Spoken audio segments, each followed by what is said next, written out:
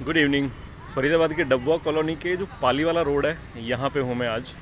और अभी कुछ सामान लेने आए थे तो हमने देखा कि ये रोड जा रहा है, ये मेन रोड चल रहा है और मेन रोड के बगल में दुकानें हैं।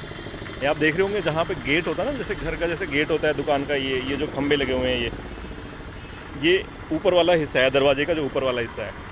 ये मैं इसलिए दिखाना चाह रहा हूँ कि कुछ साल पहले तक, मतलब 20 साल पहले तक ये दुकानें थी, यहाँ मार्केट थी, अच्छी भली मार्केट चलती थी यहाँ पे। आज ये दुकानें इतनी नीचे आ गई हैं कि इनका जो दरवाज़ा है ना, ये 8-8 फीट पे, 7-7 फीट पे करीबन दरवाज़ा होता है दुकान का, और ये धरती में मिल चुका है। इसका मतलब कि ये जो रोड है और ये जो इलाका है, ये करीबन 6-6, 7-7 फीट ऊंचा उठ चुका है पिछले 20-25 सालों में ही। ये क्यों उठा है?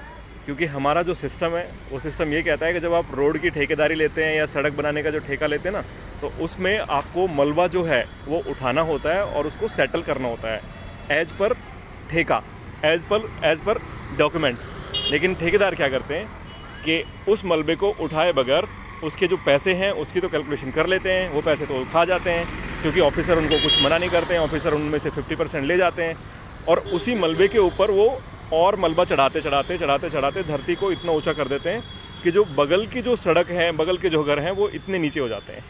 अब इसका नुकसान क्या होता है कि ये जो मलबा आता ना, ये कोई ऐसा तो है नहीं कि कहीं से मतलब जादू की जप्पी मारी और तुरंत मलबा तैयार।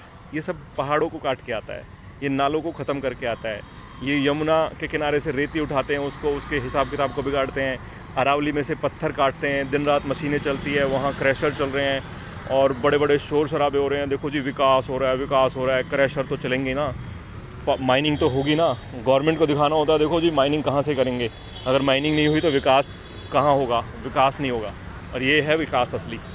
ये तो मैं एक तरीका बता रहा हूँ आपको, जहाँ पे ये बदतमीजी का जो विकास है वो होता जा रहा है कि सड़कें हमारी ऊंची होती जा रही हैं, घर नीचे होते जा रहे हैं, और जो अननेसेसरी का जो वेस्ट है वो हम शहरों में ढोते आ रहे हैं। पहाड़ों का जो मलबा है उसको हम सड़कों पे ढो रहे हैं, शहरों में ढो रहे हैं, जो कि ज्योग्राफिकल इम्बैलेंस एक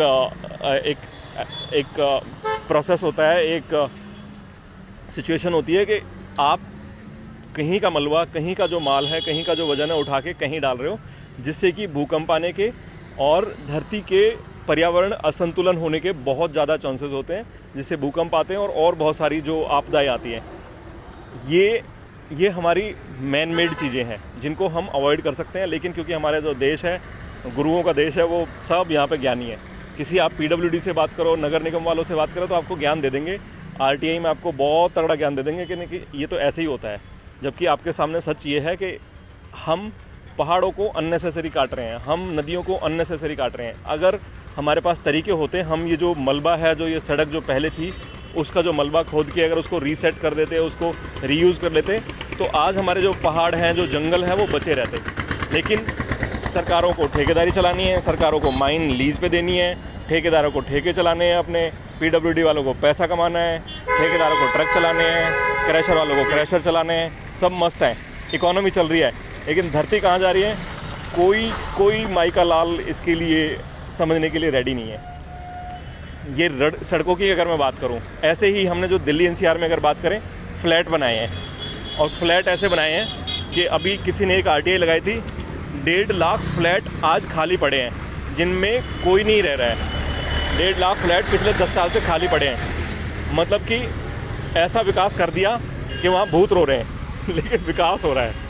तो भाइयों, जो बच्चे हैं ना, जो हमें समझ रहे हैं, जो बच्चे हैं जो हमसे इन चीज़ों को समझ रहे हैं, सुन रहे हैं, वो प्लीज़ इन बातों को समझें कि ये जो बदतमीजियाँ हम धरती के साथ, जंगलों के साथ, पहाड़ों के साथ, नदियों के साथ जो कर रहे हैं ना, वो करना बंद करो।